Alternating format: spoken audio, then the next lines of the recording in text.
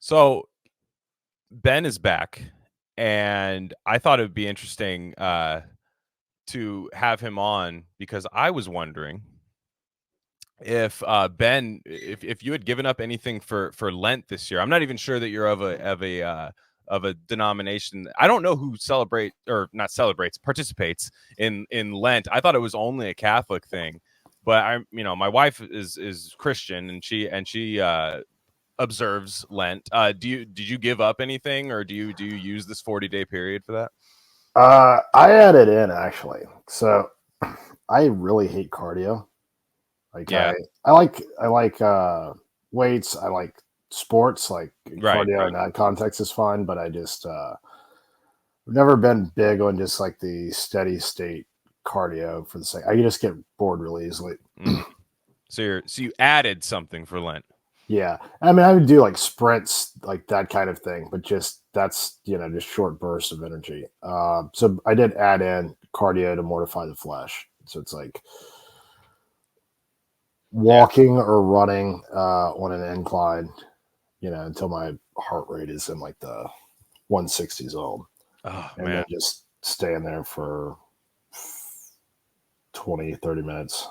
Yeah, definitely. I Yeah. gave up essentially snacking, which is really hard. Like, and it's weird, it's not necessarily any particular food. Definitely no. My absolute Achilles heel is like chips, kettle chips, that type of thing. Anything where I can like eat something and then go into an alternate dimension and then all of a sudden be touching the bottom of an empty bag. Yeah, no, I know exactly what you mean. I just had to get rid of chips from my house entirely. I just can't have them around because it's like one of those late night things. Oh, I do. I'm like craving the salt, but I think it's because you're just like reaching in a bag. It's like you're reaching into like the black box from yeah, Dune, the black box vein, but then pulling out a delicious little treat. yeah. Oh, it's And salt and vinegar in the black box. Yeah, from the 5 to the 6, we be in the mix with that rare candy paint job on the whip. I need food for the kids, money for the rent. Fuck a lockdown, baby, I can't do that shit. And I don't never vote, cause I'm fucking broke. And either way, I know the police ain't gon' leave me alone. On a plane by the visit Glen Rock, need crypto told me I should bring the Glock with me. So I packed up my piece and I'm sliding. Cause we might get caught up in a riot. Middle finger Trump, middle finger Biden.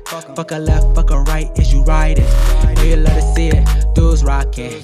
Ain't no politics, baby, we just talking. From the birds to the bricks, we be in the mix with that rare candy paint job on the whip. Who you with? like the notions of quantity, just they don't really apply because it's not like like when you cook for yourself, right? There's like a fixed amount of food. It seems like the chip bag is just like this never ending thing until it does end, and then you've realized that you've polished off like an entire bag of Oh. tortilla chips or potato chips. So, Because like women have the walk of shame, which is something completely different. But I think that's kind of our walk of shame is when you hit yeah. the bottom of the kettle chip bag, like or whatever. I Well, know. I got into the pork rinds from Epic. Wow. Oh yeah, Epic bread. I know Because it. it's like, okay, I'll mindlessly eat them, but I really need to, it takes a lot to balance out the amount of lean muscle tissue that I eat every day. So, Yeah. uh, the glycine in the pork rinds is really good for that. And, it's then at least I feel like when I eat an entire bag of pork rinds, it's like, well, I've been healthy today, right? Yeah. Well, that's one way to put it. Because I did it in the like because I for a while I was like I have like certain I think most of the world has some sort of digestive issue that if they're eating just whatever whenever, like for the most part you're gonna with whatever's in our food, what microplastics, and you insert what poor diet, lack of exercise. Like for me, if I'm not eating right, I completely like my gut goes to hell. Like I have excess weight, bloating a little bit, and I was kind of like using it as a time because I was gonna like try to find workarounds. Like I love salami. I can eat. That's another one where I can eat like even the Costco pack. That doesn't even last that long with me. I can just eat it constantly, constantly, constantly. But I remember like thinking like, well, am I gonna leave myself one snack? And I'm like, this is for Jesus. You know what I mean? Like Yeah. Jesus walked through the desert. Like, am I going to be like, well, I should be able to have salami, you know, like as like a lawyer tactic, like some Grisham novel or something. Like I'm just bargaining. I'm like, no, I got to go hard. I got to go hard this year, and it's been tough. But I lost like 7 pounds because I'm trying to get thin. I'm trying to get thin. I'm trying to be skinny. Yeah, I hit 230, so I'm kind of and I mean that's part of why I added in the cardio. Is like I was like, okay, I should cut a little bit. I've been bulking for 3 years. You know, like it's time to. For reference, Ben is almost 7 feet tall. For reference, guys. So the 230 might hit a little different if you don't know Ben. Yeah, he's hey, about the what is you're talking about like what might be causing it, like what makes everything kind of go haywire if you're not eating really clean. There's an article in Palladium from I think like December 2022 called "Are Farm Antibiotics Destroying Our Health?" Really interesting. Presents a compelling case that antibiotics used in livestock rearing are not only making the animals sicker by disrupting their own gut microbiomes, and then that has an effect on whether it's the milk, whether it's the meat, whatever else, but that the antibiotics are themselves getting into our food. And so that when we're eating just like our standard American diet, like antibiotics are in that, and that's what is behind a lot of the gut problems and also like mental health problems. Agreed. Because it's one and the same. Yeah, like I took I had a tick bite last fall, and I took like the doxycycline as I think it was like 3 days of it or something that it's used to like prevent you from getting Lyme's disease if the tick happened to be Lyme. And I didn't get the tick tested, but there's a lot of Lyme disease in the woods where I live. So I just didn't want to deal with that. I mean, I knew that my mutuals would never let me live it down if I became a chronic Lyme's person. So it's bad. I think about that often when I put things on the internet. I'm like, God, dude, I can't get any of the shit I'm railing against. Like, if I get you almost become a hypochondriac at that point. Yeah. We're going to get you right back to the episode, but I just wanted to let you guys know of a few other things we offer at Rare Candy Industries. We have a Substack with free and paid subscription options. Free subscribers get access to all written content. That includes Bob's Red Pill. That's the best thing going on the internet right now. Trust me. Paid subscribers get full access to our premium episode feed.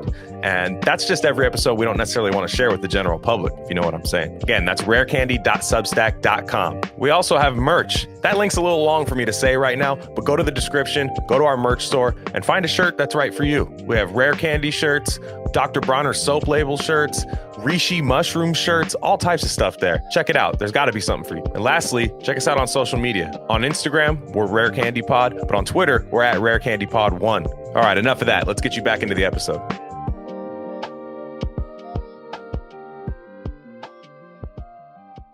It's like if I get long COVID, it's so over, man.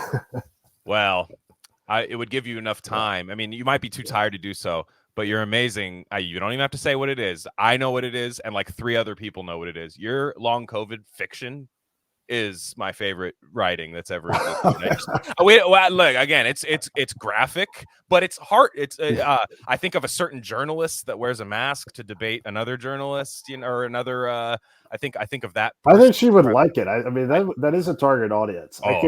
Yeah.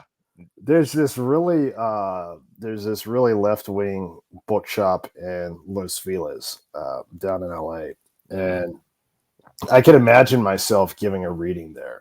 Just having like the feminists gathered around and their doubled N95s, just reading the long COVID erotica. Yeah.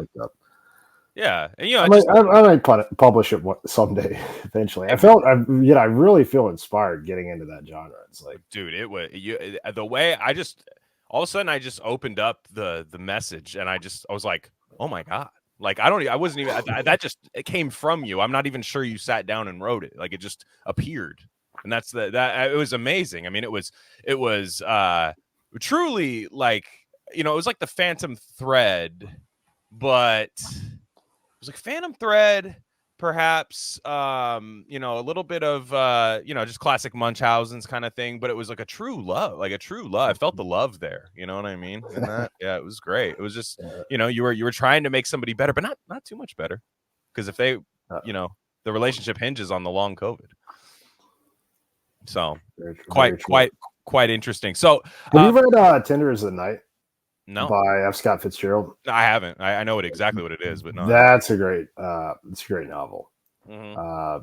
Tender is the Night. Yeah, that's what I thought you said at first, but yes, Tender is the Night. F. Scott Fitzgerald, Pride of Minnesota. Yeah, without giving too much away, it's like a doctor falls in love with and runs off with his psychiatric patient in like 1920s French Riviera. Yeah.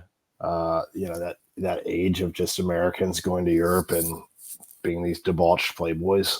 And great story. Didn't old F. Scott didn't he have a kind of a crazy broad that kind of held him down for a while, or not held him down? He almost felt like he had like a lady that drove him kind of crazy. I mean, what author doesn't, right? But like I thought he had. So he might have been coming from somewhere, kind of somewhere. Yeah, I mean there was some really crazy stuff that happened. Zelda Fitzgerald, Legend of Zelda.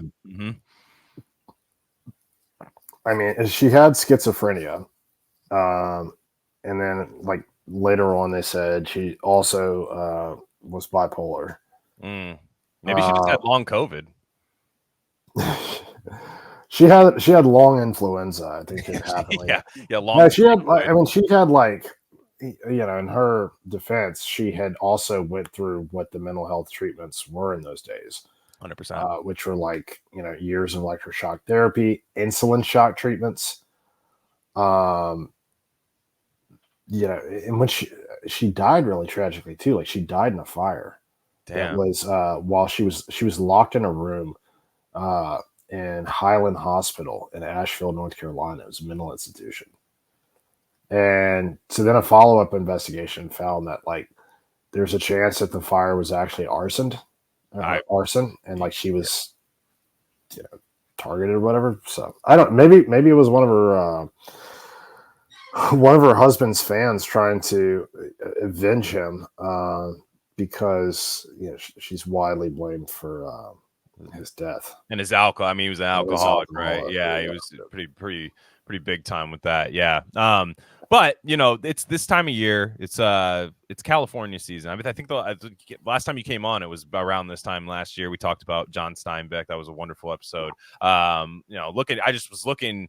It's the 4-year anniversary of Rare Candy that happened on Sunday, so that was wonderful. And I was looking back, I was like, "When's the first time Ben came on?" It's been 2 years. It's been a couple years. Yeah, it flew by, and covering Dissolving Illusions. It was a lot of crazy stuff. But I always, for some reason, like you're not like you haven't lived in California your whole life. But when I think of California, I'm like Ben. You know what I mean for the show. Like it's just he understands California.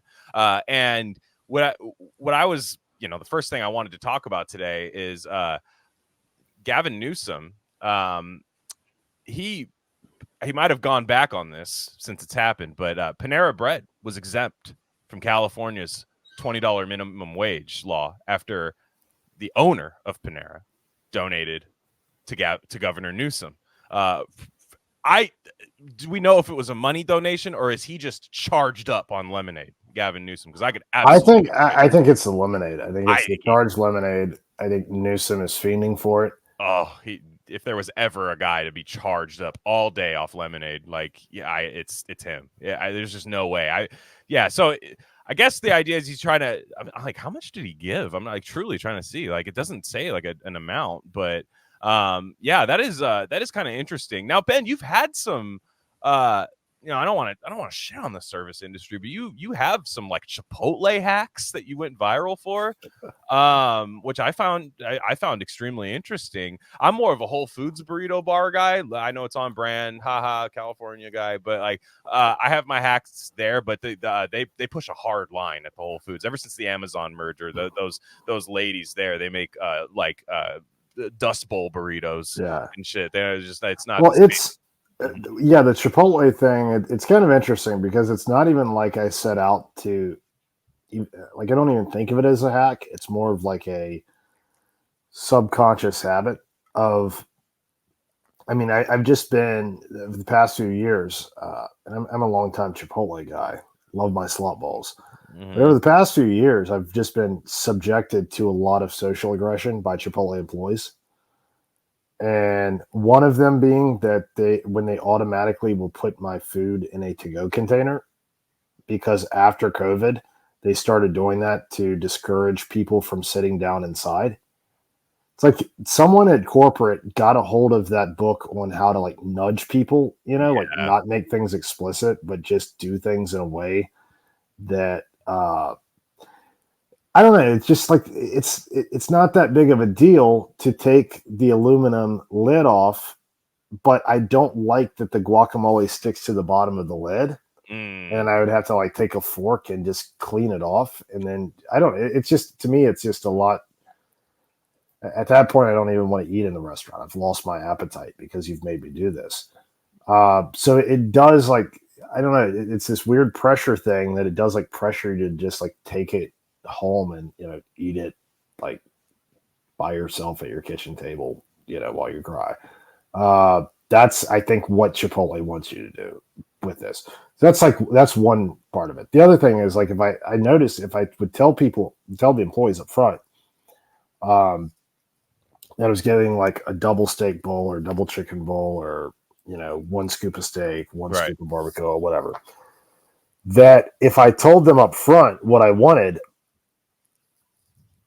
the double portion was like barely above the normal, Right. right? Yeah, they skimped the first one. But I noticed too that like if I had just like ordered the bowl regular and then decided, okay, I want a little extra meat, they would usually just give more. It would be like a double scoop almost just with the extra amount. And then if I had said double, then they would really, really load it up. So it just developed into this kind of thing that I was just there was just this tension. Like when you tell them like a little bit of rice and they give you like an entire like they fill up the bowl full of rice. Mhm. Yeah, just things like that. Just you can tell that they really try to get as much filler in there as possible and put like as few of the more valuable ingredients Oh, as possible onto the bowl. So it's like you're constantly trying to outfox these people. And then there's the other issue, which is that Chipotle employees never can remember more than two ingredients at any one time. yeah. So Oh, like, you can't. Yeah, you can't yeah, do it. And I'm gonna have beans, lettuce, and yeah, pico de you can't be gallo. like I want pico de gallo, corn, sour cream, cheese, guac. Oh Right, yeah, no. that would short circuit Hmm. anyone. And sometimes I tried, I want the pico de gallo, corn, and sour cream, and they do the pico de gallo, they do the corn, and then looks up and like lettuce. And Yeah. it's like I never want lettuce, but yeah, that's No, one that thing. no. The lettuce is The- I will say the lettuce. I think companies order too much lettuce all the time, and they're always just like try to off this like it's bad weed. Like they're like you yeah, try to sell the get the lettuce out of here. And yeah, so I think they play dumb at that part. But I see what you're saying. Like they're all like that. Like at all like of these slot bars. You know what I mean? Like they're always you guys go. I'm trying to like let them put their head down and work because that's how I like to work when I would work those type of jobs. Like I was kind of like, all right, boom, boom, boom, boom, boom, maybe one question and then like on to the next one. But I think but I do think there is like this like Yelp culture now where like I think everybody's so scared to make a mistake that they suck. yeah, Like yeah. They're not in a natural flow. They're in this like high stress state, I guess. So yeah, it definitely seems like the case. But you talked about another thing about California too is you had text me something about John Steinbeck's son and his paranormal experience in the Big Sur Mountains. I'd like to hear about this. I know a little bit, but I'd like to hear it. What you've uncovered about it. oh, the Dark Watchers. I really want to know about the Yeah, Dark Watchers. I know his mom.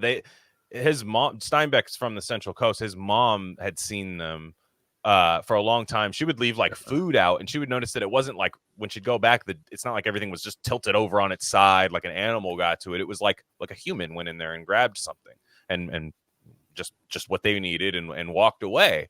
But his son wrote something about it, right? Kind of like a coffee table book or something. Yeah, well, one guy did the illustrations, and his son wrote kind of a history and some of his own experiences down around Big Sur.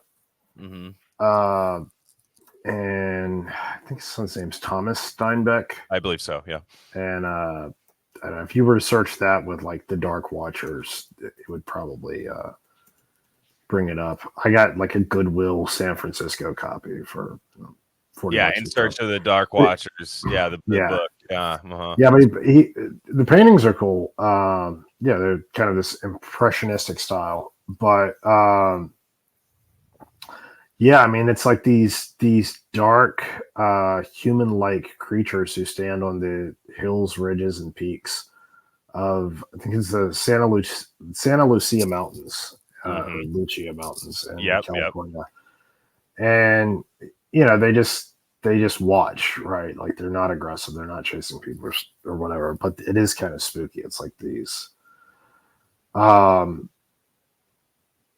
like these. Well, and they've been mentioned by so many people. I mean, the legends go back to the Indian days, but like the poet, one of my favorite poets. He's like, to me, he's like the American poet, up there with Frost. Robinson Jeffers. Mm-hmm. He wrote about them. Said like they were forms that look human, but certainly are not human. It also gets a mention in Steinbeck's short story Flight. Yep. I think like about the Mexican kid who I don't know, gets into a bar fight in town, kills somebody. That's a great story too. That's a great story. That's right. That's right. When he's kind of fleeing everything after he's done what he did, and he's like alone, kind of like Blood Meridian style in the mountains. Like it's pretty sad. Yeah, that's right. It is in there. Damn. It's the thing about California that's, you know, so interesting to me is like in terms of geography, it is one of the most underexplored states in the lower 48, I think. Oh, without question. Like everyone just goes, and you know, John Didion wrote about this, said that people say they've been to California, but California is not a 5-hour flight from New York to, you know, Rodeo Drive or San Francisco. Like California is somewhere else. Yeah. Well, that's why Central Coast connects those two things. That's why it's so cool. Like, because it connects two completely different. Like these cities would not exist in the same state other than California, San Francisco, and LA, like coexist, I should say. Mm-hmm. Yeah, completely different cities. You know, culturally, socially, economically, even climates. Just you could hardly be further apart. Yeah. But I was in San Diego County in January. I took my dad out there. We drove to Winter Haven, California, which is just across the border from, well, it's across the Arizona border from Yuma, and it's across the Mexico border from a place called Los Algodones, which is Molar City is what a lot of Americans call it. There's like 800 dental offices there. It's like this small city that is just nothing but doctors and stuff. And there's like stem cell clinics and all this kind of thing. And a lot of Americans go there. Like they'll stay at the Indian casino just on the American side of the border and just like walk down into Mexico. A lot of Americans go because it's like not only is it much more affordable than American healthcare, but the quality of healthcare that you get, like the treatment, the service, and you know, doctors that seem to know what they're doing, right? You know, so I went in with my dad. His appointment, they did the platelet-rich plasma treatment where they like pump some blood out, spin it in a centrifuge, get the plasma, and then inject that near joints where, you know, you're having like disc degeneration. Yeah. gives the area a mitochondrial boost, so it does help in wound healing and stuff. I researched it out pretty well, and I think it's pretty well supported. But then also just like the doctor's assessment and all, she just did a very thorough job, very sensible, all of that, and pay out of pocket. It was like maybe a quarter of what it would be in the States, and it would be hard to get that PRP in the States in that particular medical condition because one thing is like Medicare reimbursement, the other thing is like the threshold for malpractice or whatever is a little higher, so a lot of doctors are actually overly cautious with it, and more so than they really need to be. So anyway, we did that, but then drove back to driving back to the city in San Diego. Went to one of the most strange places I think I've seen in the United States. Let me see. I'm trying to remember the name of it. It's near Winter Haven, but it's this town that has a population of 2 people. Oh, Felicity, California. whoa! 2 people. 2 people. The guy who invented skydiving, a Frenchman. Oh, sick. And his wife. Do a Google image real quick. Okay. Felicity, CA. I want to go. I'm going to San Diego this year. I might have to go. California. Okay. Yeah. No. The official center of the world. Whoa! What is this monument? So what are these monuments and like buildings? What the fuck, dude? These are sick. Yeah, there's a pyramid, right? And it's like the official center point of the world. There's like this thing, and they ask you to stand on it and make a like intention or something, right? There's also like a statue of the hand of God from the Michelangelo painting. Yeah. He's like pointing up. It's just all in line, laid out like geometrical patterns. And so opposite the pyramid is a church that sits on top of this massive artificial hill, right? So it's like flat desert, but they built this hill that's like, I don't know, 150 to 200 feet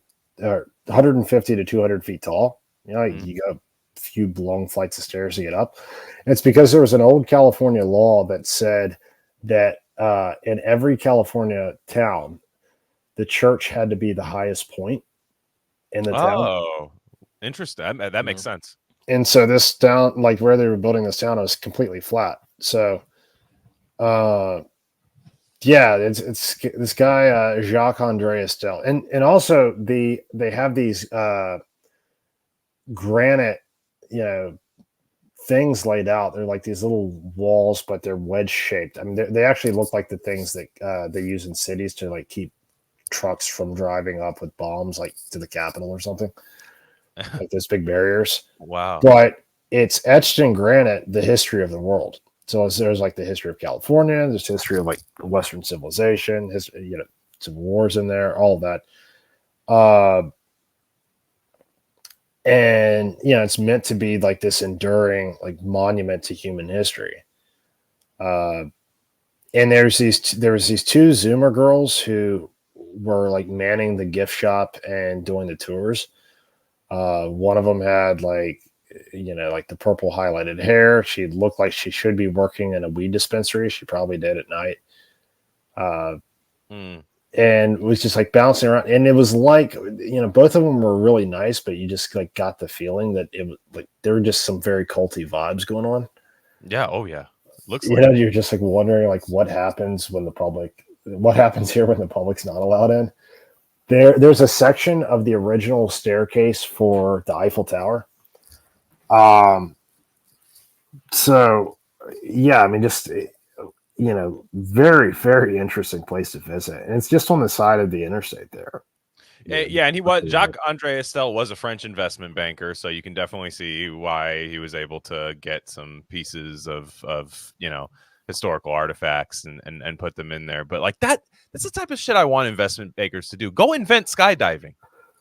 Like yeah, that's yeah, exactly. Or like build this just insane, completely yeah, unique, like weird thing in the desert. I Like know. that is just so much cooler than, I don't know, whatever Peter Thiel does with his money.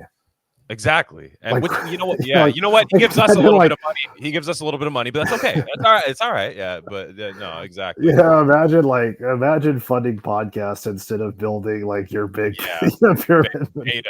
beta. No, absolutely. The point of a podcast is to come up with the money to build your Yeah, own like occult site out in the desert, right? Just RC University, Ben would be a huge part of this, but like I love what he's doing there. More trees, just for me personally. I need more trees. It's yeah. desert, so we'd probably do it in the a nice like Oh, central. like if I was a billionaire, I would create like an Esalen Institute type thing, somewhere else in California, and I would just have my own programming there. Yeah, Uh, what did the because some guy look. What's his face? Epstein's Island. It kind of threw off. It kind of thwarted the make a bunch of money and build a sick ass like place. Like a lot of people now are like, well, I don't want to get accused of like if I build something super sick, somebody's just gonna say I'm doing Epstein stuff there. And but I say we got to push through that stereotype. And if we make a bunch of money, we got to do that. yeah, and this is in Imperial County, so so it's like this corner, little corner of California, and it's just so far from the rest of California or anything that like most Americans would identify as having anything to do with California. And it's like 3 hours from San Diego, inland, and for that corner of California, which is a really like geographically is a big swath. Yeah, It's just known as like San Diego, and then like some people might know Temecula or some of these other places. yeah, But I mean, let's be real. Like most people do not know those places unless they've been to Southern California or like have family there or some other reason too. Like these are just like Temecula is not in the national news very much, right? mm-hmm. So there's then driving back like in the direction of San Diego, so back west. You then go through these massive dunes on either side of the highway. Like you can see Mexico off to your left, and then to your right, there's like these 250-foot sand dunes that tons of people, like mostly rednecks, are out with dune buggies, just driving over these things and like rolling down all of that. Just everybody, having a great time. It's like, but it looks like Mad Max. It feels like you're in like this Mad Max kind of environment. Because you turn like down some of these county roads and you just have all these custom, really, unusual looking like dune buggies and this kind of stuff. And there's like, you'll see some buses because like people like to get the Volkswagen buses and go down into Baja. And so like there's a border crossing nearby and all that. Yep. And you just, the vibe in that area, it feels like you're in another time period. Either like a futuristic one or like you're back in the endless summer days of like hippie Southern California when you just had all these like kind of free spirits and weirdos wandering around. Yeah. So going through driving through Imperial County and then like turning off, this was like to go up towards Temecula, so there wasn't any interstates or anything, so we ended up having to drive like 2.5 hours through straight up desert, just some of the roughest country I've ever been through. And you're just wondering, like, it was an old stagecoach route. And they still have like the way stations along the way. There's like these really old branch buildings from like a century ago that are still out there.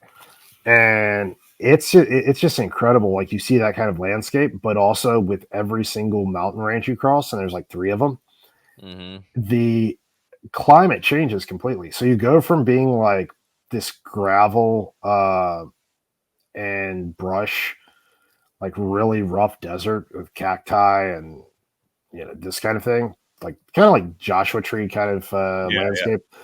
And then you cross, and it's not like even a tall mountain. It's like a pretty modest sized mountain.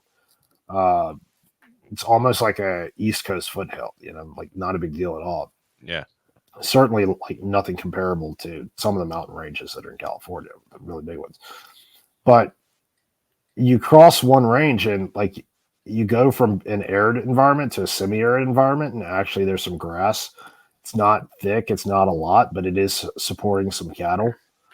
But you can have like you need like 20 acres to support a cow, so it's like still around it. And then you cross another mountain range, and suddenly it's like you've arrived in the Garden of Eden, and there's avocado trees and orange groves, and everything is just like much more lush and green. And there's like uh, water standing in the low places in the valley from where it's just captured a lot of rain. And so there's rain shadows that you're kind of experiencing. How like the coast does get like a really good amount of rain, but every time it comes up next to a mountain, like there's not that many clouds, I guess, that go over the mountains or whatever, something to do with the landscape there. So you get like these rain shadow effects. But yeah, just, wonderful like road trip if you just want to see beautiful, rugged country, but like you're driving for hours with hardly any sign of human life or development or anything like that. And it's wonderful. It's like, there's no crowded feeling like there is in the East. In the East, it's like you constantly feel like even if you go out into the country, like if you were just to go rural, like go buy, I don't know, 20 acres out in the sticks somewhere, there's a good chance that there will be development there in the next 20 years. Like they'll build a subdivision next to you. Like your property taxes will go up and all of this because there's a lot of population growth happening in the country, especially from immigration, and it's happening in places like in these East Coast places that are already pretty dense because like they're not going and settling, like they're not going and starting their own towns, right? They're like going to be service workers where there's other people. So it's just kind of to me, it feels like we're just driving up the density of places that are already kind of uncomfortably dense. At least for the kind of like car forward suburban kind of it's weird, right? Like when you build the suburbs out and everything is kind of sprawling, and then when that starts to become dense, it just becomes a giant mess. Like it's a planning disaster. Instead of if you try to like build people into towns and then like I like the old town country city model, because you had like this kind of urban density, but you still had it in these small towns. And that's very, I think, like human centric, right? Versus like the strip mall and subdivision model that everything that's been built since like the 1950s has followed. Right. So that's a good thing that you brought that up there because recently in the news, there's been measles outbreaks. Now, you'll see from liberal media outlets, you'll see that, well, it's coming from Florida. And you know what happens in Florida? DeSantis country. It's taking us back to the dark ages. And there's just measles and polio everywhere because he doesn't really think that the childhood vax schedule should be enforced by all schools and everything. That's the outlet they're going with. Meanwhile, these outbreaks are taking place in fully vaccinated measles populations. But nonetheless, on the right, I get a little frustrated because this is not a battle I want to fight in a sense where I think there's a real issue that they're going at with, like you said, immigration, just constant influx of new people into places, making it more dense and all that. But a lot of people are taking the bait. And look, whether there's truth to this or not, I still think it's kind of a weird battle to fight. Is the immigrants are bringing measles over and polio and all this, and whether or not that's true, because I've seen some of the right wing kind of, I'm not talking about huge Fox News talking heads, but other people saying, look, the hospitals are being overblown, all the classic terms that we heard in 2020, they're being overrun by measles and diseases that we just don't see much anymore. Now, nowhere do we see that actually measles is fairly treatable with vitamin A. It's not the death sentence that everybody thinks it is. And I mean, that's the biggest thing is I don't get like what the big deal is, right. right? I'm like, Like yeah, read it, yeah. you know, you read any and when I was a kid, I read heavily like most of what I was reading was like Mark Twain era stuff. Right. Like I love that era of American writing. 100%. And let's face it, like as far as humor goes, like that was kind of humor that it's great because you can appreciate it as a kid and as an adult. Like I can go back and read Mark Twain. Yeah. Even though I was like reading him when I was like 8, in the original and all that. And I can go back and I'm just like, wow, this is so great. Excellent. Like this is so brilliant. Mm-hmm. And so like to me, to be able to like to enjoy the same book that I enjoyed as a 7-year-old, but see it in a new light. I mean, that's just, it's like a golden era for me. But like reading a lot of these writers, I like Swiss Family Robinson, like a lot of these classics, right? Because I liked this style better and the content was cooler. There was like more violence, all this other, like when I was a kid, like what they were writing for kids at that point was already just like liberal propaganda 90s style. Right. It was just like very, things were watered down. But anyway, like Twain and a lot of others, like they were writing about measles. Like that was a normal thing for kids to get in the books. It's like,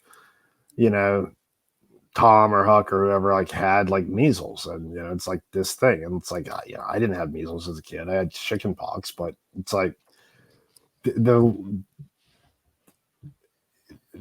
that time there wasn't this fear. It wasn't like this terrifying thing, and certainly like nothing like smallpox or whatever, which people even then had like a pretty kind of blasé outlook towards. And, of course, like smallpox was like everything very opportunistic. And that's the same thing with measles. I think it's more of like the fact we're seeing these things, it's more of an evidence that we are becoming a third world country, not as much that we just have like people coming from the third world. I see. Yeah. Because like I'll tell you, like I talk to people who work in social services. One person I know, a good friend of mine, actually is like a claims adjudicator for the state of Florida. Does this remote thing, basically like has to talk to people who like are on disability or other sort of things and check in on them. And it's pretty horrifying, like what is going on out there in terms like at the lower socioeconomic rings. Yeah. People in really dire financial circumstances, people with addiction issues, the kind of things social workers find on a routine basis. And it's not just immigrant kids. It's not just black kids.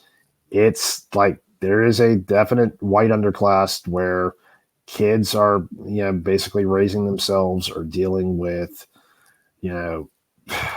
mama's got an abusive boyfriend and whatever else. Like there's just a lot of hard living out there. And that seems to have escalated pretty significantly in the past few years. And the other thing I mentioned about the person who works for the state of Florida that has told me a lot of these stories is the number of young people who have had strokes, cancers, heart attacks, and are now disabled.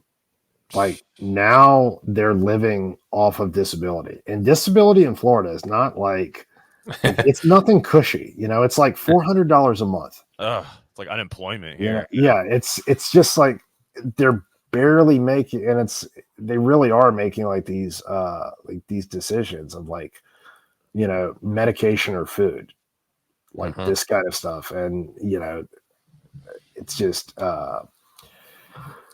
it's insane. And so much of this stuff that, I think it would have been reported on much more widely, and it was in like previous recessions or time, like in the mid 2000s and this sort of thing, because of the newsroom layoffs and like the fact that the media just doesn't have as broad of an interest in these human interest stories as they used to.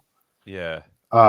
it's like all of this is going on. It's a really dire situation, but it's not really rising into the discourse Yeah. because, like, just it's not being reported on. And it's Yeah. like the COVID stuff, like there was just so many injuries, vaccines, or then like just from the lockdowns, collateral damage, all of that. That it just, those stories, like they would have been on, I don't know, 60 Minutes, or there would, like, New York Times would send reporters to talk to people, all of this stuff, and there just was this blanket of silence that has fallen over it all. I mean, there's still people, like, they just won't at this point now. They just won't talk about the vax, or won't say it, or they will just acknowledge, like, yeah, I got it and I haven't felt the same since. Oh, it's even people who have no agenda. Like when you like, I understand when people are like, "Hey, dude, like you don't dump all your politics on me over like just in a normal conversation." But you'll just hear somebody go like, almost just confide in you and just go like, "Hey, dude, like, man, it's like I just don't feel right, and I didn't Mhm. like I didn't feel this way before I got it. I got it just for Yeah. making my life easier, but now like I just don't feel right. I don't know if it's in my head, and it's like I've talked to quite a few people, Yeah. some that I know it's not in their head, because they have like the Whoops or the Garmins, right? They like monitor their heart rates, and the before and after, like the heart rate variability, and then resting heart rate, like Yeah. going up 20 beats a minute, just because you got vaccinated, like that's not normal. All right. Having Yeah. a resting heart rate of 80 instead of 60. Yeah. Um, Right. From the 5 to the 6, we be in the mix. With that red candy paint job on the whip. I need food for the kids, money for the rent. Fuck a lockdown, baby, can't do that shit.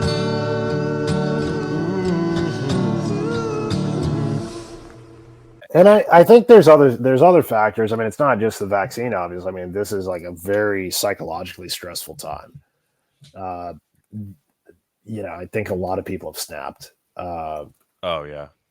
I think a lot of people's coping mechanisms were not very healthy, and that has led to other issues. Yeah. Well, and I guess the reason I definitely find the left's response to the measles thing, and I'm going to get to this Guardian article about Joseph Ladapo, the Florida Surgeon General, but the what I find weird about the rights thing is like, look, people have their opinion about Whitney Webb. I think she's wonderful. She was wonderful on this show. I think she does very thorough work. And but some people kind of think like, not everything lines up like this. Not everything lines up like this. Like, whatever. But she does make a good point that like a lot of this immigration stuff, like it's one thing to want a strong border, but like if you're complaining about disease being brought over, that's just an easy way to have like vax passes. Yeah, yeah. You know what I mean? That's going to be the response if you push that. Like it's just going to be vax passes, and I don't think you're going to have any more of secure of a border. It's just going to be like, oh, you want to come in the country? All right, boom. You're going to fill out this ballot real fast. I'm going to drop this in a box. Don't worry about it. And then here you go. Here's my here's your shot, and then we'll track you with this. That's fine. Don't worry about it. Yeah, I mean, I don't look. That's the diseases thing. Like that has been a thing for a very long time, and to me, it's always just been like you're coming up with excuses, right? And I don't need to hear excuses. Like I think it's perfectly legitimate to just say, I don't want the demographic composition of my country to be changed in a way to where like I wouldn't have recognized this as a kid. Something, or you could just say, I think another very legitimate position is to say, look, like America is good at assimilating people, but it takes time, and it has to be like a relatively modest percentage of the entire population. And if you're importing like massive quantities of people, instead of like integrating and assimilating, they will end up forming ghettos. Yeah. And you basically have the experience of like Europe, which is a nightmare.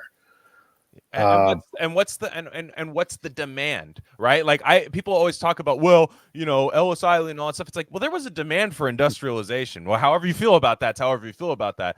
Hey, over here, there's not really a demand for more people. Like this Right. No, it's like it's now like entirely justified on humanitarian grounds. it's guilt. And then also, I mean, the point where it I guess matters, like maybe from a labor perspective, I'm just like, look, I mean, there is a problem. Like we do have a issue with labor, but you're much better off like solving that problem by, all right, let's like either invest in developing our own labor, or let's I don't know, kick people off welfare, like make people work. It's a thing. I mean, it's not something I want to do, but it's like what, like there are there are things you. I mean, I was at a vineyard in Italy a couple years ago and met some of their pickers. They're out picking grapes in the fields. Yeah. One guy was a doctor from Milan. It was like there on his break working, and I just got this idea. I was like, we should have like forced labor of doctors and nurses in the fields for like a couple months out of the year.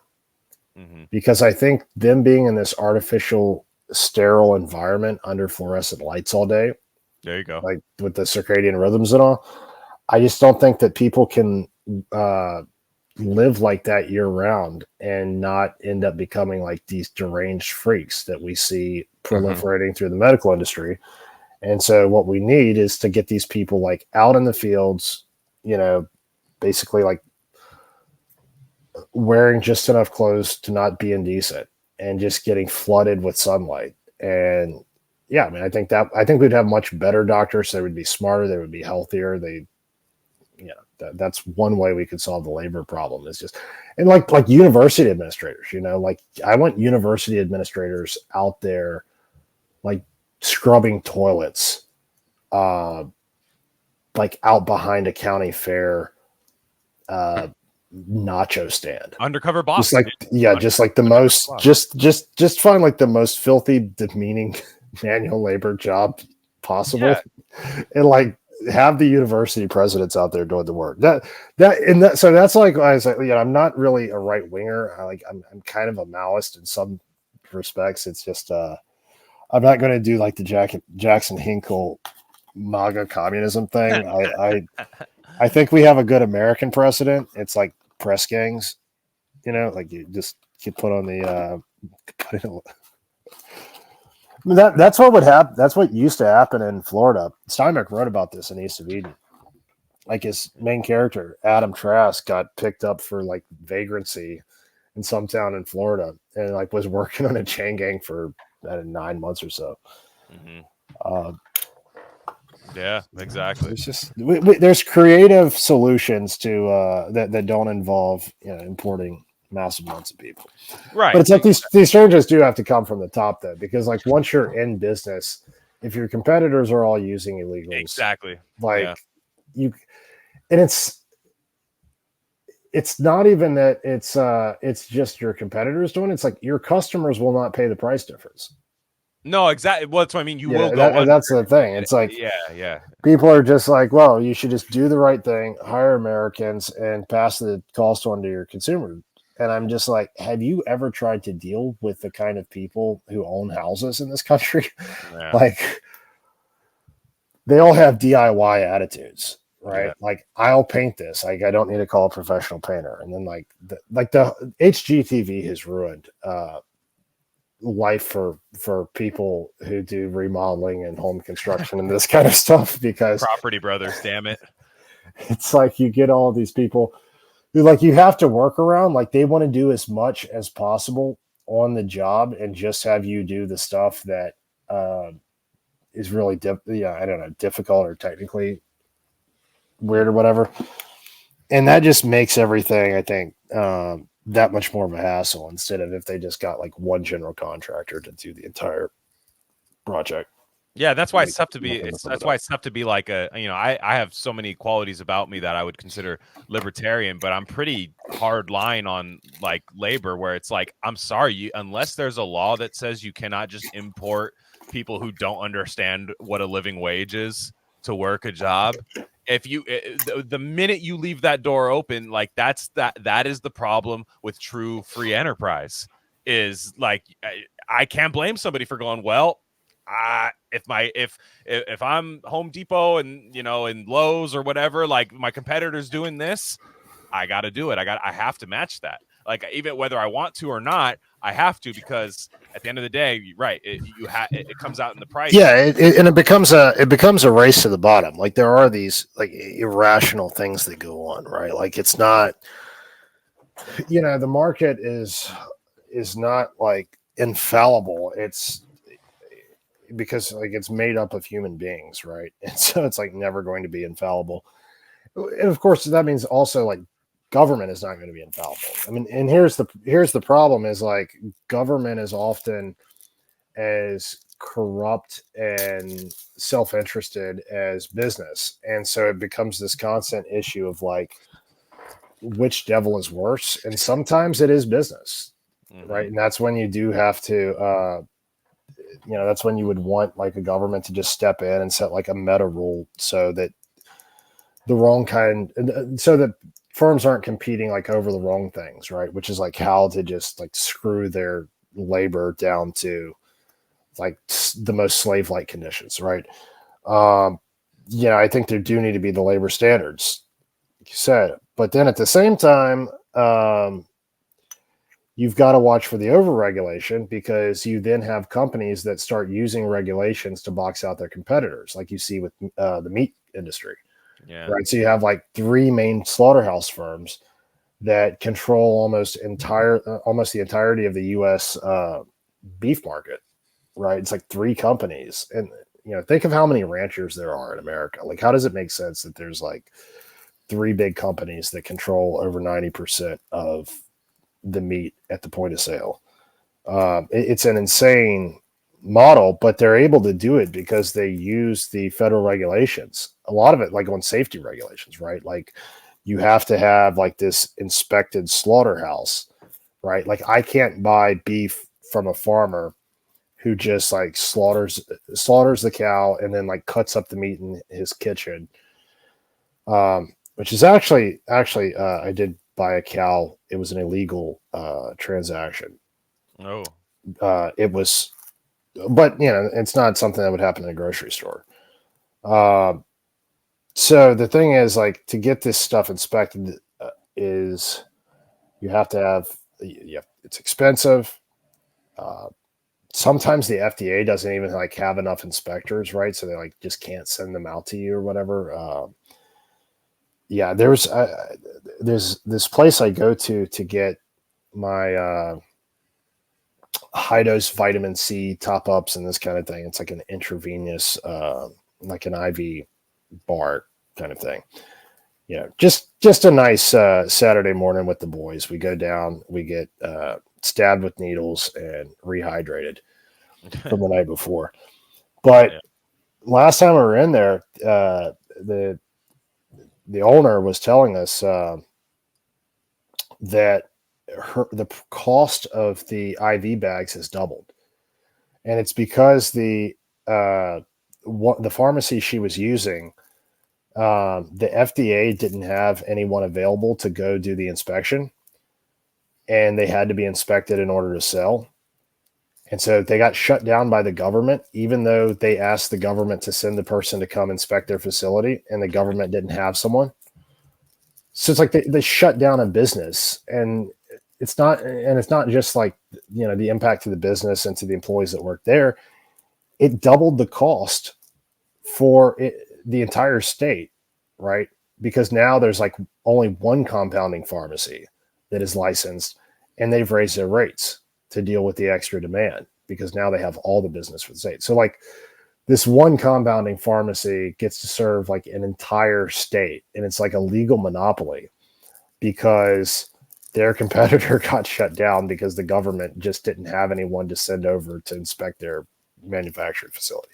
Like it's just, we're in like these Atlas Shrugged levels of extreme incompetent management and intervention into the economy. So that kind of thing, like that like reignites my libertarian streak, and I'm like trying to find like a happy middle ground between not just having like this totally,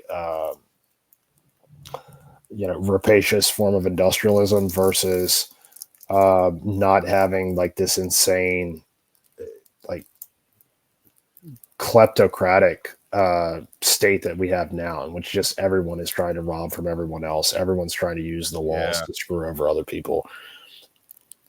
Yeah, I agree. And, everyone wants to get what they can and get out, including the politicians. That's the thing. It's like they're too busy trading stocks.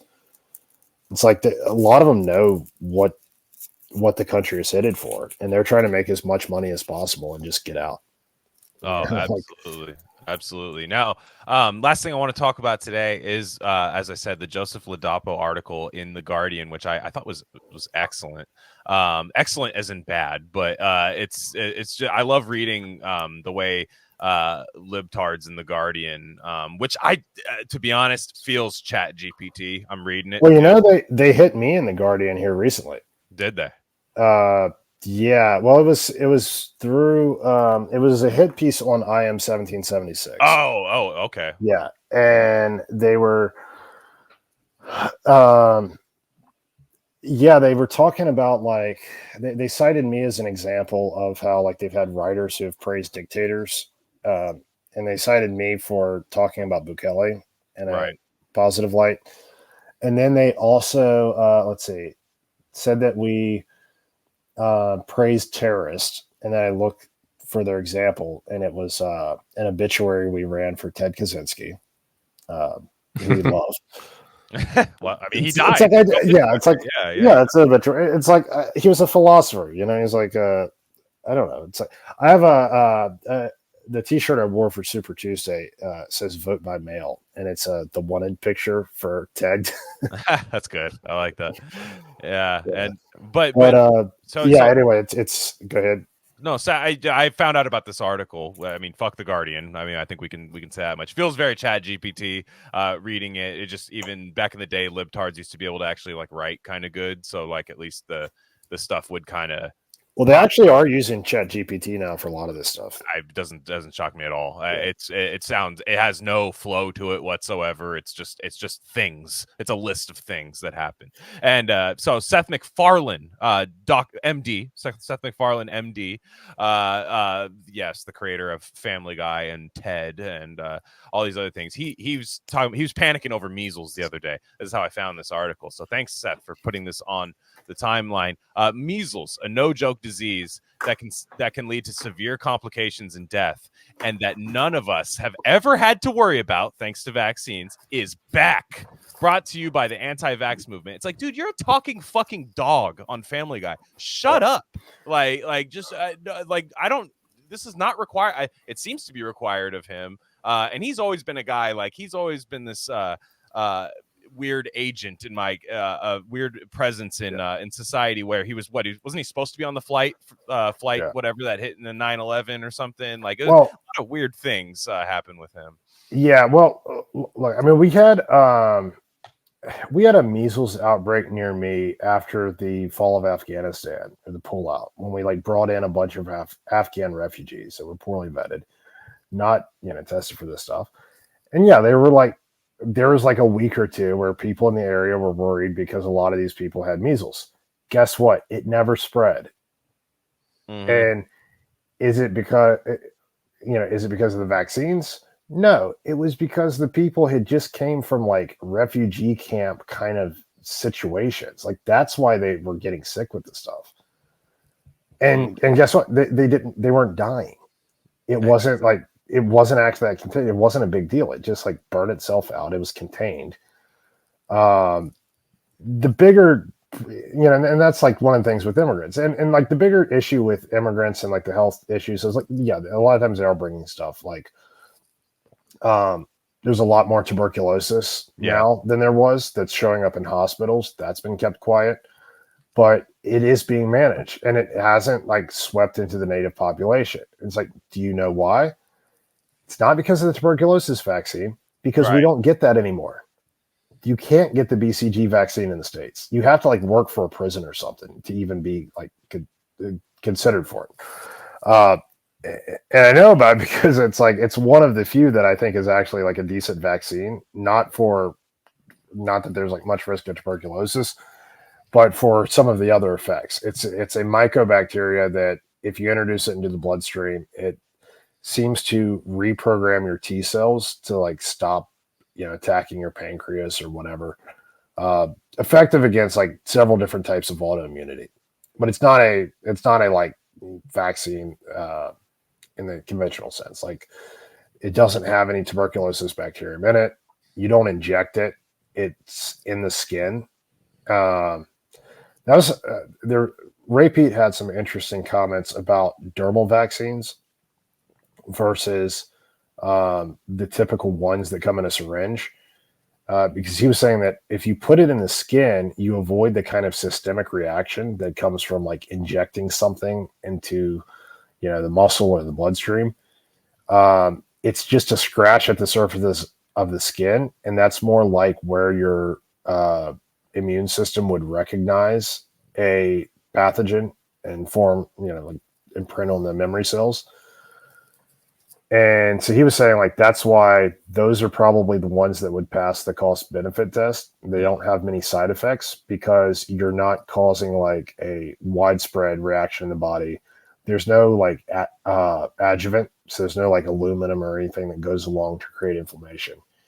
But anyway, that aside, we know that like we're not protected because of the tuberculosis vaccine because we don't get it. Like we're protected, like we're not getting the tuberculosis from the immigrants because we live like in sanitary conditions. Like we're not drinking water that has poop in it. Read Dissolving Illusions. Yeah. We covered it the first time, Medical Red Pill, Volume 1, 2 years ago with Ben Braddock. Read it, guys.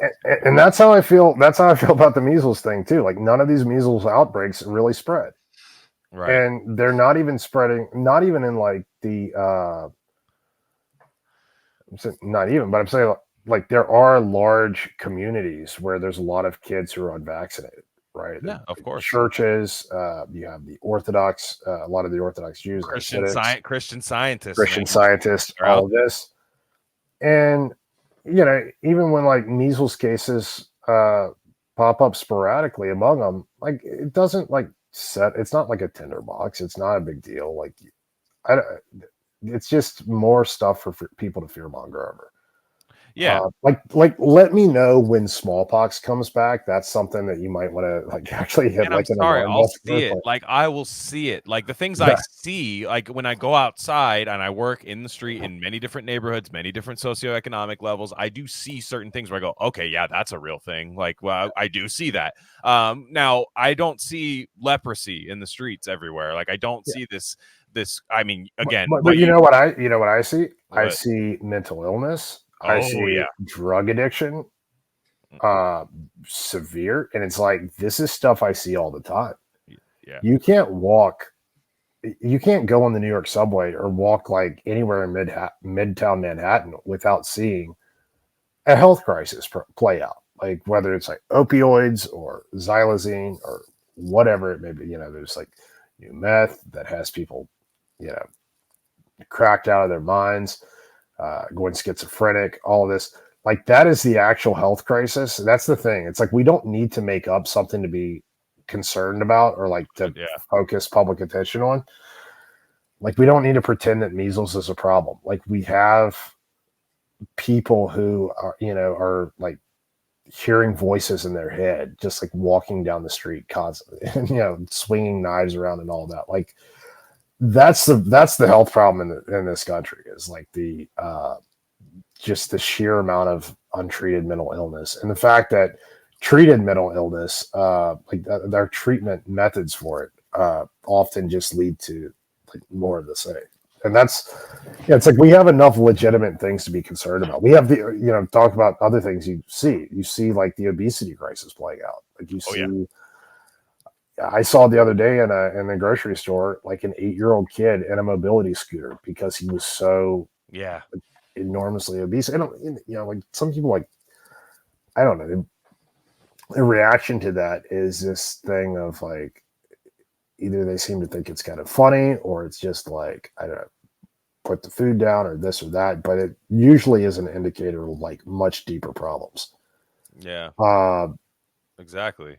and I think that the way that people, whether it's like trying to affirm that as like this is okay, like with the body positivity stuff, or with just the just put the potato chips down kind of thing. Like neither of these things are actually going to land with any of these people. Like it doesn't get at any of No, that stuff's any for of the muscles. literal, like, that's for like college educated people. That's for like this Yeah, whole different class. Like all that stuff does not trickle down to. and it's like the quality of food that's available at the lower rungs, or not just available but affordable. Uh, that's a problem. Like we're poisoning entire generations of Americans with this slop, and it's chemically engineered to be addictive, and then it creates like these cycles with like hormones, neurotransmitters, all of this stuff. And it's like I said, like it's an addiction, and it's not like you know. I mean, how often is it successful to tell a heroin addict like just put the needle down, man? Right? Yeah, It's like, and I don't think it's even a personal failing most of the time because, like I said, like this stuff is engineered to be this way, right. and this is I think this is a case where like you have to have some, like daddy has to step in, like you have to have a benevolent, paternalistic kind of government to say like actually we can't put Roundup in the food, we can't Yeah, we can't put stuff in ethics, the just foods. ethics. Yeah, I mean, Yeah, you need ethics. Yeah, you can't sprinkle fentanyl in the Cheetos to like create a captive class of consumers. Like this yeah. is not okay.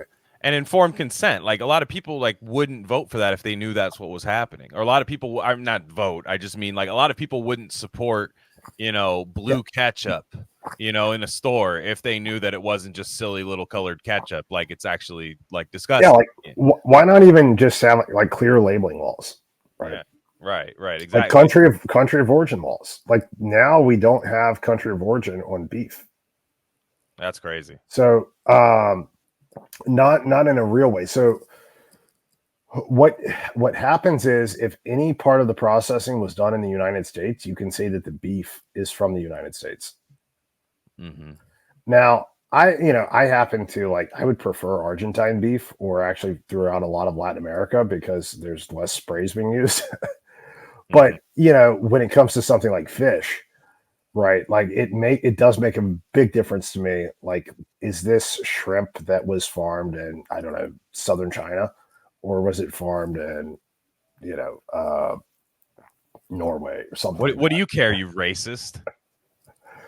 Yeah, what do you care? Yeah, exactly. That's really what it's framed as. But you know who's really at the fault of all this? Like, dude, all the stuff you're talking about, it's great. But honestly, you just got to blame the quacks and the skeptics, as the Guardian does. I'm just going to read a couple paragraphs of this. This guy Joseph Ladapo, who I've liked since COVID. I'm not a massive DeSantis for president guy at all. I think Trump's the guy. Trump's got the juice. But this is in the Guardian. They're going after DeSantis's Surgeon General guy, who the stuff they're accusing him of, I don't even know if it's even true that he said it, but I'm kind of like, hey, based if true. Shortly before, this is in the Guardian, shortly before Joseph Ladapo was sworn in as Florida's Surgeon General in 2022, the New Yorker ran a short column welcoming the vaccine skeptic doctor to his new role and highlighting his advocacy for the use of leeches in public health. In satire, it was satire, of course, a teasing of the Harvard-educated physician for his unorthodox medical views, which include a steadfast belief that life-saving COVID shots are the work of the devil, and that opening a window is preferred treatment for the inhalation of toxic fumes from gas stoves. They're going after the gas stoves again.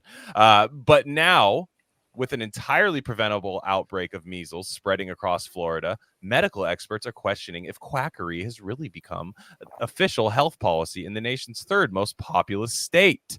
So then they begin to talk about how Broward County Elementary School has been ravaged by measles. If not, and then if not that, it would just be a mass shooting because they don't have the gun law. Yeah, it's just like, oh god, like it's just ridiculous. But it's just funny how in all these times, right, you can go outside and you could see somebody through a small business. You could see like a big like metal object size hole in a window, a small business looted, a guy walking around in a hospital gown shitting down his leg, and then you can realize, you can look down at your paycheck, see that 50% was taken out of it. You didn't even keep half the money you made this year, and you don't even own property. And then you can be like, damn, man, I think we need more science. I think we need more consensus medical takes. I think we need to follow the bad medical takes Twitter account. Like, I think that's just what we need to do right now. But that's what a lot of people think in this country. That's when you talk to some people, they still think the quacks are the reason we are where we are. Yeah, I mean, they blame this on the Florida Surgeon General. They don't get into why Florida has a infectious disease problem kind of in the first place. Like, there's some combinations of demographics, having a very large underclass, a lot of density, and in a kind of tropical environment, right? Like, I think the climate also. It's the only South Florida is the only like actual tropical area in the lower 48. Because California is warm, but it doesn't have enough like constant rain to maintain that like petri dish quality. Yeah, true. So like, before LaDapo was even Surgeon General, like Florida had outbreaks of meningitis. Like, they were one of the big states for when monkeypox came around. There's just like there's actually local transmission of malaria, like the first time in the United States in like 20 years or something. Community acquired cases of malaria. It's just, man, there's a lot of swamps. There's a lot of like mosquitoes. There's a lot of like people living at the margins. Like, you watch like a movie like The Florida Project or something, that is describing like a lot of reality. And, this like underclass with a big drug problem, living, basically in filth.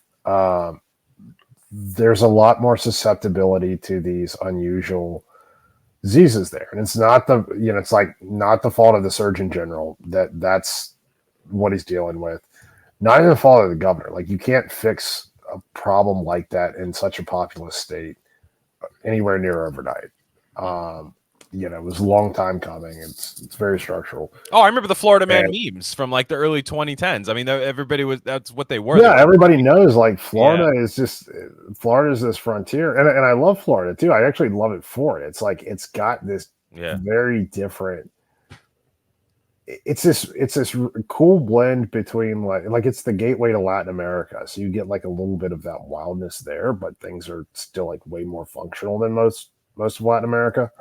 But you also get like the Florida rednecks are a really particular type, and they're a lot of fun. I mean, these guys are they're wild. Like they're going out in the swamps. They'll like catch alligators. They're just like, you go over on the Gulf side of Florida. I went there during COVID and like out in Lee County, Florida, and like it was at the peak. It was like the first winter, right? And we were just in this crowded restaurant, and it just felt so nice to be back around like large group of people. And some tourists came in wearing a mask, and like the hostess, like this like lady in her 60s, cussed them out and told them to get the blankety thing off the face if you want to come in here. Wow. Like that's Florida. And that's the thing too. It's like, I think DeSantis deserves a lot of credit for how he handled COVID, but if he had tried to lock down the state for very long, it wouldn't have worked. You can't lock down the Florida man. Yeah. And that's like throughout the southern states that have large populations of Scots-Irish, they never really could do much. Like Virginia, for having a Democrat governor and Democrat administration now, like by August of, aside from like the mask mandate in schools and a couple of other things, but like the measures were never really as strong as they were in the states just to the north. And a big part of that was just that like you couldn't impose it on most of the state. And actually, when you got out of the liberal areas, there were no rules. Like Yeah. those schools were by and large never, never enforcing the mask mandates anyway.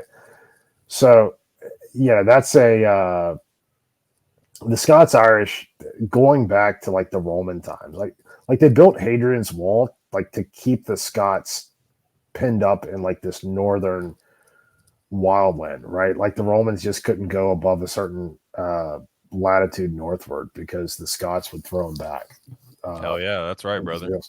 So it's like that's like that's where the Roman Empire had to stop. Like the Scots were that psychotic, and then they've been like that through centuries, and they're very independent. You can't tell them what to do. Like they're very stubborn people, and that was the thing. That I think that's what saved a big part of the United States during COVID, like especially in the South, is that those kind of people are just you can't govern them. Yeah, God bless them. And they showed an example because if you think about it, if it wasn't for states like Georgia and Florida coming out of lockdown, like they did like 2 weeks and then we're just like, okay, we're done. Yeah. Georgia was actually the first. Wasn't even Florida, but Brian Kemp, after 2 weeks, he's like, all right, hair salons open again, gyms open. We're not doing anything. Like never did any kind of mass stuff, nothing. And that set the counterexample because with Sweden, you could say, well, the Swedes are really fit and all of this. And so like, that's why they didn't have to lock down that hard, but we definitely had a lockdown in Georgia. Right. But Georgia came out of lockdown. Like they only did the 2 weeks and they did fine. And then so did Florida, so did a lot of these other states. Like they, basically tracked where you would expect them to land in terms of like number of people who had vulnerabilities. But if you look at like California or New York, had 2 states that locked down pretty hard, they had very high mortality rates. Oh, it was exactly. And that's if you believe that. And look, I think we're adjusting some numbers for inflation. There's some laundering happening, of course. But then you have like well, New York and New Jersey, the nursing homes were like killing fields. Exactly. And a lot of that was iatrogenic. Like if you tested positive, you wouldn't get they wouldn't give you the antibiotic. Mm-hmm. If you tested negative, then they would be like, okay, you have pneumonia, we'll give you the antibiotic. And so it was like the very fact that we had the capability to test for this, and of course the test wasn't great. If there had never been a test developed, there would probably be hundreds of thousands of people that would have survived because they could have just gotten like basic care. Instead, the people with COVID, they gave them Tylenol, which depletes the glutathione and makes your lung inflammation worse. That was the only thing that they were like, offering those people. And then, not to mention like the numerous people they killed with ventilators and all sorts of other remdesivir, all these other things. But, just saying like definitely having like these states like South Carolina and Georgia and all like not do lockdowns really at all. And then for them to just, be totally fine. Like that was important to be able to go and make the case like, look, we have to get these other states opened up too. Yeah, exactly. That was a very helpful rhetorical thing. Because like anyone who could see reason could like look at that and see like, okay, yeah, like this is, it's fine, right? Like we don't have to like barricade ourselves inside our houses. Just the problem was like there weren't that many people who you could even make the argument to. Like people were that deranged that like if they were in the pro lockdown camp, like you couldn't really reason them out of it. No, and then also, the fact is like they were doing. Florida was attempting to treat all of this stuff too. That's what I mean. Like we frown, so we call treatment quackery. Like, and nobody ever wants anything treated. They just want constant interventions, which are 2 different things. These. Yeah, well, they don't believe in cures. I mean, they don't believe in. Yeah, exactly. Like you ask a therapist, like, okay, what's the end point? for winning patients, and they're just like, well, what do you mean? Right? It's like, well, how do you get someone to where they don't need to go to therapy anymore? Like you ask your average psychiatrist this question, and they'll just stare back at you. The eyes will glaze over because the idea that you would ever stop going to therapy, it's like anathema, right? Mm-hmm. So Yeah. it's like, what is the outcome here? Like, what's the win condition? And there's this thing in the medical field where they're just allergic to the idea of fixing any problem. Yeah, and a lot of it comes from the millennial. It's like almost like I'm sure there's a coordinated effort by the pharmaceutical industry, but then there's also like psychologically instilled in the millennials generation, which I'm a part of, is that it's almost like a hyper response to the actually, you can be anything you want in the world, like just you're this. If you feel like this, you're gonna be that. And then you realize when the world smacks you in the face, especially after the 2008 crash and all the stuff that's been happening till then, you kind of realize you're like, well, I'm not that. Like, this is kind of weird. And then you have this guilt because you were taught that, like, instead of just like, oh, I could have been a carpenter, or oh, I could have gone into engineering or any of this stuff, is a lot of these people felt like these. I need to be this great thing because it's possible for me to be so. And now it's like you have all these people that just hate themselves. I mean, they just hate themselves in an organic way, because sadly I'm one of those people, and I bounced out of it for a while, but it's still, look, winter is still coming. Sometimes I look over the wall and still see that ugly shadow happen on the frontier. But I just think that like, yeah, by the way, I was in a store in this kind of ritzy, like, libtard area, and they had some nice clothes and cool little like knickknacks and stuff, but it was definitely one of those like Portlandia style stores. And I looked up, and I didn't even put two and two together. And I looked up, and there were like these white women masked up and everything, and they're looking at these Snoop Dogg cookbooks and stuff like that, like just total like 2024 stuff. And then I looked up, and I remembered it myself. I was like, oh yeah, the store's called Therapy. It's actually called Therapy. It's kind of on the nose, but nevertheless, here we are. So Ben, last question: are you still messing with the Ray Pete forum? Ray Pete people don't like us very much. There's a couple people that still rock with us, but we were a little mean a little bit. We poked a little too much fun, but there was some trouble in paradise, I thought. Oh man, the Ray Pete forum is like, that's been the geopolitical intrigue. That was the big happening of the winter. Is so they paywalled it? Is that what it got paywalled? Well, it got taken over by this guy Charlie, who is saying that people need to follow a super low vitamin A diet to bring about the return of Jesus. Okay, well, like basic, yeah, it's like once enough of the followers purge vitamin A from their bodies, like then the conditions for Christ to come back and set up his kingdom on earth will be achieved. Like there'll be enough like metabolically superb. I don't even get where that's at, because like I think the vitamin A toxicity stuff is mostly hogwash. I think you need vitamin A. I don't just think that. I mean, you just do. It's just a fact. It treats measles. We know that. Yeah.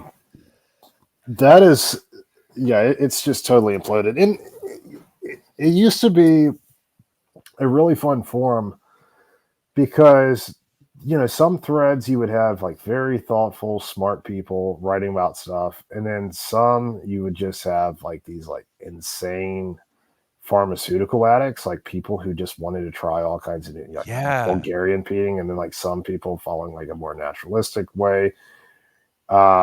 And then some people just doing stuff like, okay, I took 50,000 units of vitamin D every day for 6 months, and this is how I got my penis to grow 2/3 of an inch.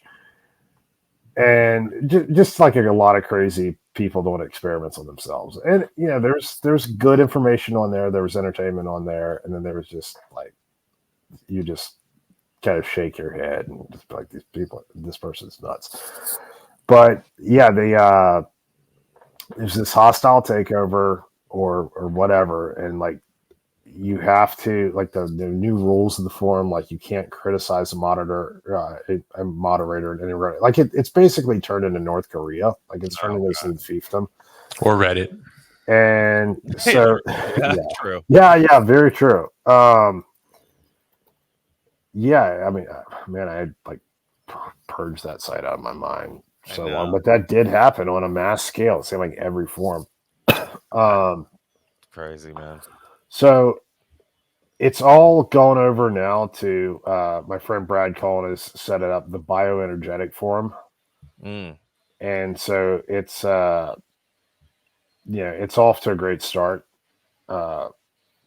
already as a forum. I really like the forum format. It just there's something like there's a lot of value in Twitter, but the way that like everyone like replies to kind of the same tweet, right, it's not threaded, and I don't know, it's just like it's the conversations don't really roll out the same way as they do like on a forum. So I like I think the forum, just the medium of it like creates something different than you'll find on Twitter. Yeah. And and I like having like different styles of platforms and just like layering.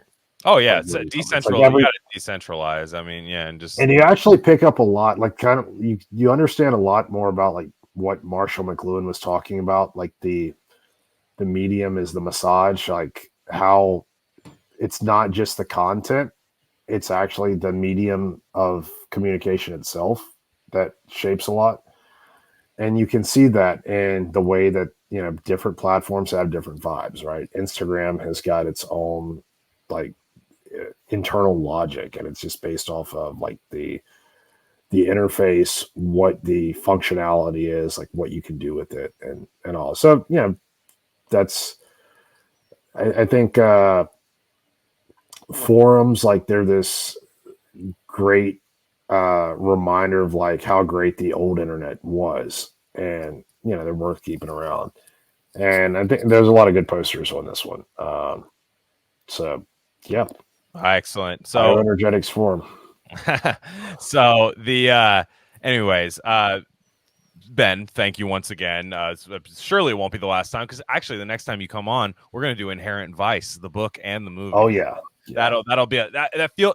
I gotta save that one for summer, because that's just, I mean, that's a summer book, summer book, summer movie. And we're gonna do that. That's on Gain of Fiction. If you're here for the first time, that is on our premium feed on Substack, rarecandy.substack. I have a little bit of news. What's that? I just saw the snowpack in California is at 101%. We are going to have another California summer of no drought confirmed. Oh yeah. Two summers in a row. Green California, caught it here. It's making its comeback. We're back. No, we're back. Like all you gotta do is look at the hills, dude. Yeah. You look at the hills, you can tell if we're back when you look at the hills. If they're brown and strawy and stuff, but if they're lush and green, everything's gonna go all right. Just watch out for weird like shit in the street and stuff. But otherwise, watch out for the people, the dark watchers on the hills. Yeah, you know what? I think I might have to go see them. I have a feeling they're tight. That's all I'm gonna say. I think we all need to go. All three of us. Let's just go down to the Big Sur area. We got to start out university campground sites. So if one of the listeners would like to sponsor a trip for the three of us to go and record live in not live, but just record in Big Sur. Yeah. Reach out to the show's account, and they'll send. They'll let you know where to send them. We need an Esalen roundtable, like Terrence McKenna in the '80s or something, like a yeah. I would do it. I mean, I that's not it. Like I think all of us are. That was a fun idea, but I'm like, no, let's do that. No, we would do that. Let's. I'm 100% in. Yeah, we don't need signal for it either. We'll just record it up there, and then whatever happens after that, it happens. If you see a dark watcher, come on the pod, dude. Like you gotta get a dark watcher on the pod. Yeah, I know. We're just gonna get some guy like who's just like, yeah, I'm a dark watcher. Like, hell yeah, dude. I'm it's dark and I'm watching, and we're gonna get guys like that. So, are dark watchers cucks?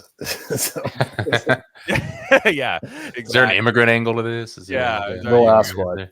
Mr. Yeah. Darkwatcher, are you a libtard? I have a question for you, sir. But Ben, you are, as you said, you are. Is it a contributing editor? I never know the journalist titles for IM 1776, but you're very involved in what they do. So please Called a commissioning editor, but commissioning editor. Okay, so you're that IM 1776, and I graduated Ben on Twitter. I'm sure most of these people know where to find you. If you're here for the first time, because you follow everything Ben does. We have a lot of episodes with Ben. Go to back in the archive. They're all great. None of them are like time sensitive. It's not just current event stuff. So all of that is on there. And again, check out the Gain of Fiction program and just all of our premium episodes on rarecandy.substack.com. It's not Patreon. It's a Substack, but it is worth it. We churn out a lot of stuff. On that note, guys, everybody have a safe week. We'll catch you guys next time.